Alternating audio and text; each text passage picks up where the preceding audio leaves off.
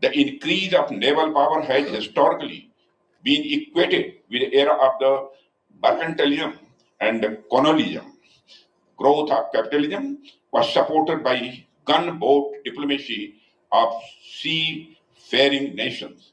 And when we analyze the age of colonialism, the naval power was the foremost symbol of the strength across the world. Nations with formidable and well-equipped navies not only dominated sea trade routes but also extended their influence over distant lands.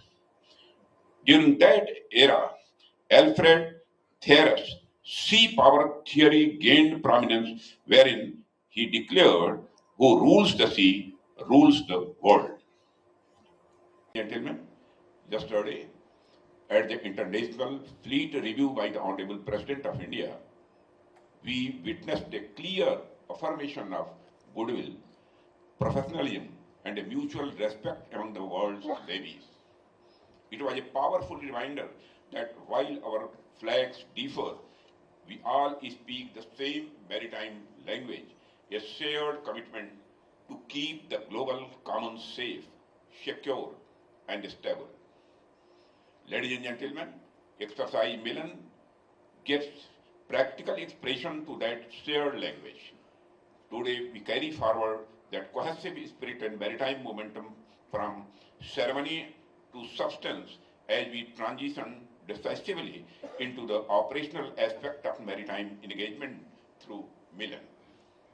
Inspired by the Hindi word Milan, meaning a meeting of friends, this exercise represents, in its truest sense, a meeting of equals and a confluence of like-minded nations and maritime professionals united by a common purpose.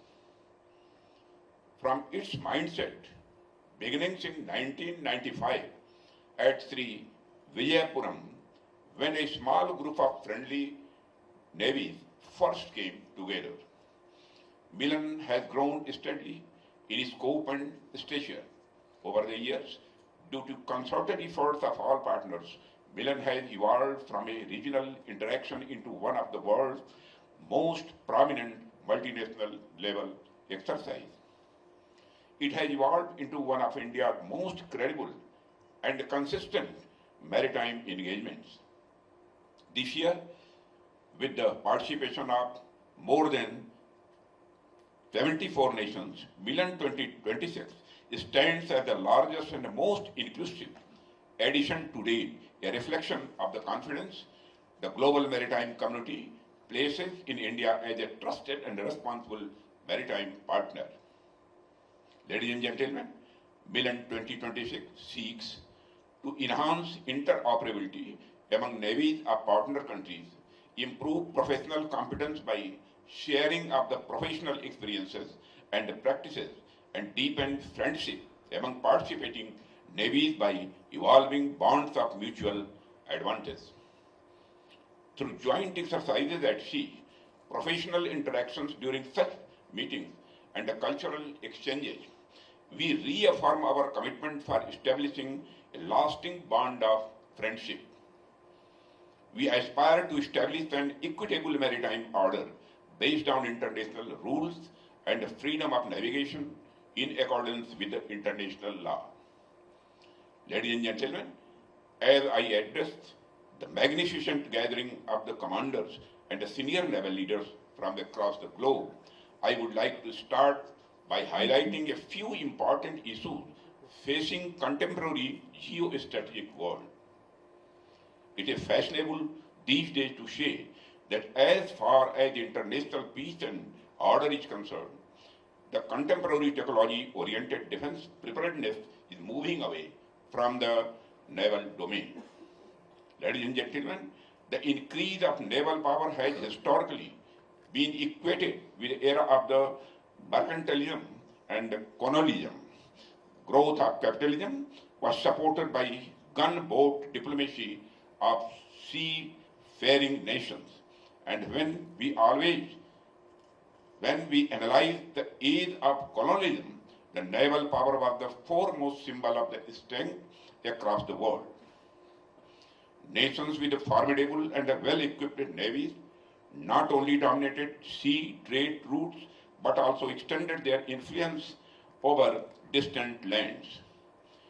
During that era, Alfred Thier's sea power theory gained prominence, wherein he declared, "Who rules the sea rules the world."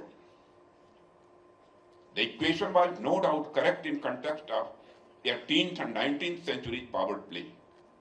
The second half of 20th century witnessed an explosion of technology in defense where lethality and efficiency in warfare enhanced manifold. This technological revolution led to an enormous assumption in certain quarters that significance and role of naval power has somewhat reduced strategically. Friends, it is my firm belief that when almost 75% of the surface of our earth is covered with seas and oceans, role of navies can never be downplayed. If at all, the role of navies in international peacemaking has only increased over time, and there are good reasons for that. One, there has been an exponential economic growth during the last few decades, leading to massive increase in international trade and transport. The busy economic sea channels are arteries of the international trade today. As the trade and the transport increase, the need of their protection enhances your role.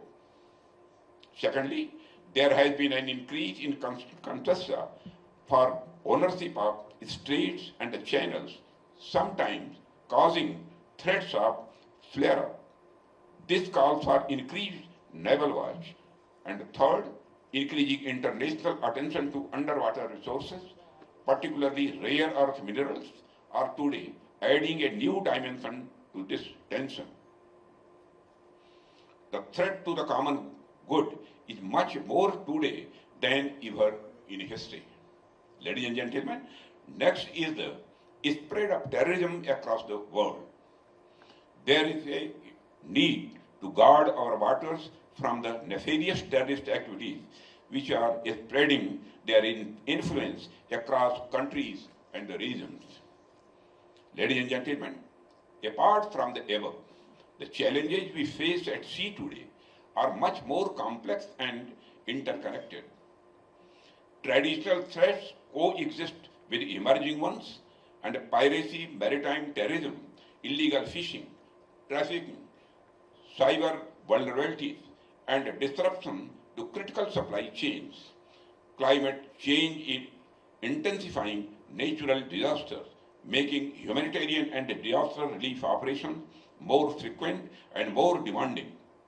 No single navy, however capable, can address these challenges alone. This is why cooperation among the navies is no longer an option, it is an imperative. It is in the context of these issues that the responsibilities of the navies have only increased in recent decades. Ladies and gentlemen, all these distinctive responsibilities call upon the international community to join hands to manage the challenges harmoniously and act in the spirit of mutual respect and give and take. It is here that I would like to give you an idea to ponder over. The United Nations Convention on the Law of Seas, or UNCLOS, provides a robust legal framework for addressing matters related to international waters.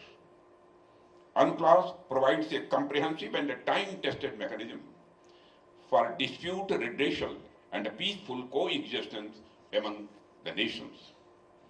It is my belief that this legal framework can be further strengthened through a comprehensive global naval architecture, one that facilitates information sharing, protects links of the communications, and curbs criminal activities, including terrorism on high seas, along with the usual role of protecting the national boundaries on a global scale.